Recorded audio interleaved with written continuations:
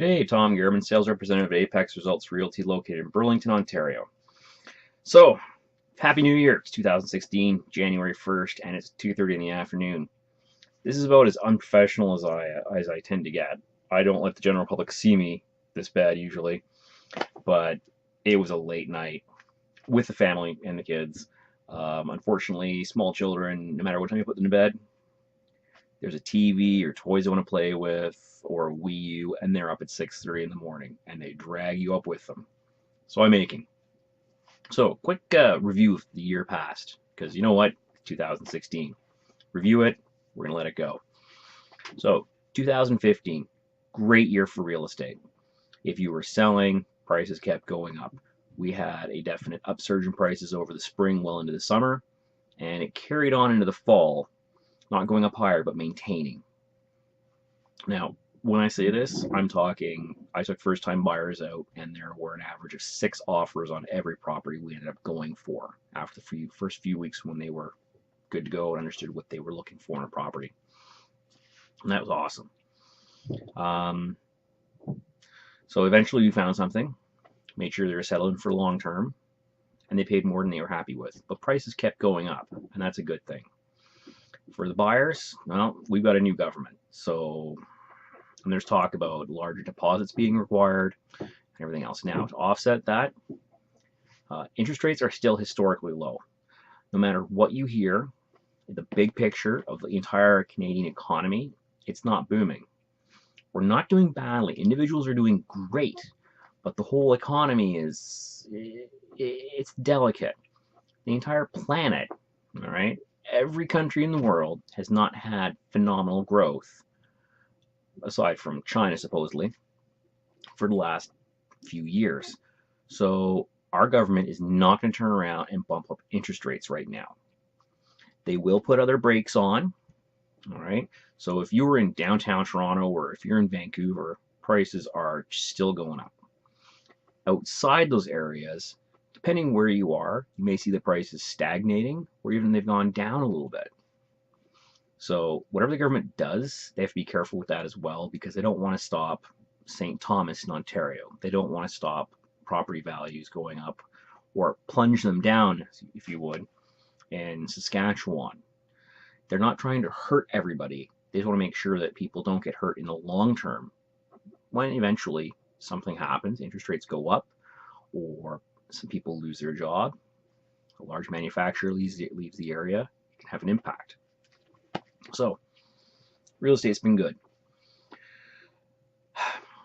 Myself, rest of the year, I spent some time volunteering.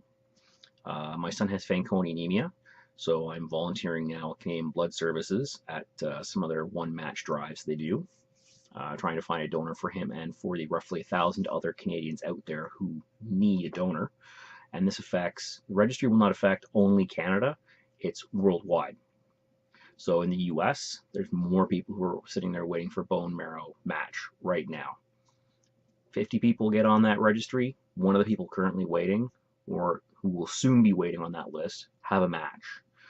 We've had a little bit of success. Other people have heard about what I'm doing and feel a strong sense of community and got on board with this. So, I mean, in Toronto so far, they've run 2. There's several more coming up. There's one coming up downtown Toronto. One of these one-match drives being run at a festival where they're expecting 15,000 people. And that's a good thing. Everyone who gets registered may never get called. But if that one person does get called and they are the match, they've likely just saved a life. So still wrestling with that. After all, our youngest, Nate, does have Fanconi anemia. So when he gets sick, we have to take a bit more care of him, be a bit more cautious with him as it were, because he's fragile. Other things, I am still a reservist, and I have been heavily involved for the last year doing things there. That tends not to affect the real estate side. Real estate is the primary earner, and I try to juggle schedules, of course, but it is busy days. And the last thing is some projects I got involved in just over a year ago. After we discovered that my son was sick, Fanconi anemia, I started writing. You start building up frustration because the monolithic organization of medical institution tends to move a bit slower. It's not an emergency or a priority for the people there because they see 50 priorities and emergencies a day. So it can be frustrating for a parent, and I've seen it.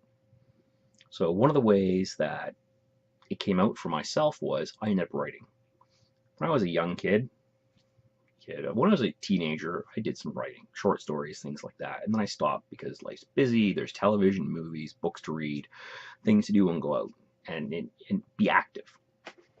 So instead, I didn't.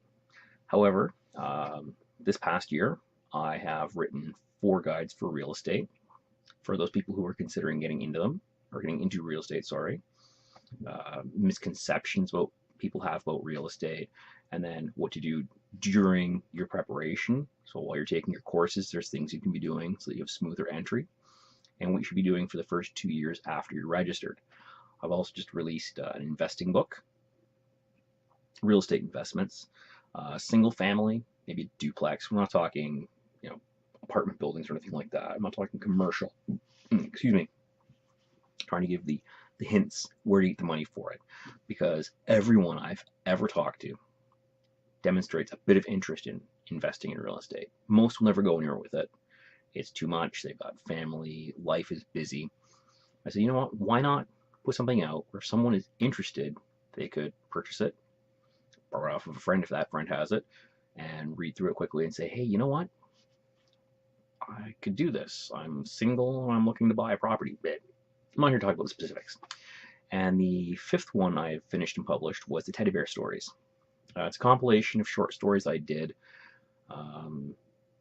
Were basically, they're teddy bear guardians. So as the children out there hug their teddy bears, they come alive, and they go out and they protect them from the evils under the bed. Now, I have had them read, and I was writing from a bit of a dark place. That's how I vented out my frustration and my angst. So some people have read it and said it's a bit darker, so it's not meant for young children. We're not talking 5 or 6. But my son, Ben, was 10 when he read it, and he loved it. It's not horror, there's no blood and guts. It's just a bit much, and some of the thoughts may be a bit much for kids. But I published that as well. Everything's an ebook. I'll probably put a link down to my my website underneath here in the comments. If you're interested, take a look. I'm also writing some other stuff. I find it very cathartic, and it's good. It's getting it out, the frustration, the angst, the fear. So I don't have to sit there and stare at the wall and say, oh my gosh, what's going to happen? The one drawback from talking more about this and posting on Facebook and doing the volunteering, letting people know, is one, everyone seems to think you're out of real estate. It was interesting when people said, but you're still doing real estate? Yes, I'm still a realtor, still have bills to pay, I still have past clients, but people don't want to bother you when you've got something big like that going on. Anyway, that was last year. Now, this year coming up is going to be a busy year, I believe. We still have a decent economy. Locally, people are still making money. The government is talking about increasing the minimum down payment requirement for purchasing a property. They are talking about getting rid of some of the, or changing rather, the home insurance. Not the insurance you get in the property after you purchase it, but the mortgage insurance rather. There's talks about changing that, privatizing it so the government will get out of that, which I don't think would work very well, but maybe it will. I don't think it'll have a major impact. Premiums will go up a little bit, but there's ways to deal with this. So I think what we're going to see is it's going to be slow for January, because it's January 1st now and I've been called, but it's going to start picking up at some point. So by mid-March, I think we're going to have a fast market again for first-time home buyers. If you're mid-range, where the first-time home buyers who have townhouses or very small houses are now upsizing and spending $250,000 to $300,000 more on property, I think you're going to see a bump up there as well. What may be a bit more difficult in selling is going to be the larger properties, but we'll see. I can't even say if it's going to be super busy until summer again. Like, I've never seen a summer as busy as this past one. It was just constant for this area. And again, I operate Grimsby through to West Mississauga, and I was paying attention to St. Catharines, Whitby, not not much further north, really. I didn't take a look at barrier surrounding areas, but just hearing from people and talking to them, there were some big changes. Anyway, I've gone on a little while here. So again, Happy New Year. It's going to be a good real estate year this year coming up. I've got to go get myself shaved and showered up. And I'll probably put the link down below for this website I had created for the whole real estate books. 'Cause you know what? Oh, the reason I did the books, people are always asking or saying, I was considering going into real estate. I'd always sit down over coffee and I'd talk with them for an hour or so and get some of the things out. The misconceptions about real estate. The first book there is just hey, this is a bit more about what real estate's like. It's not just necessarily what you think you see. Look beyond the screen, as it were, or behind the curtain to see what's going on in the background. And then I know a number of people who've taken that first course. And it's like, here, read this. Because that way you can read it, you can look at it and say, this is what I have to do to get myself ready for success, whether you're part-time or full-time.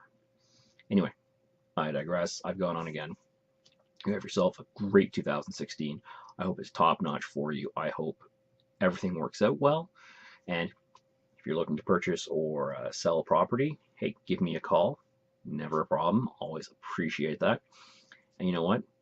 No matter what else, always stay positive.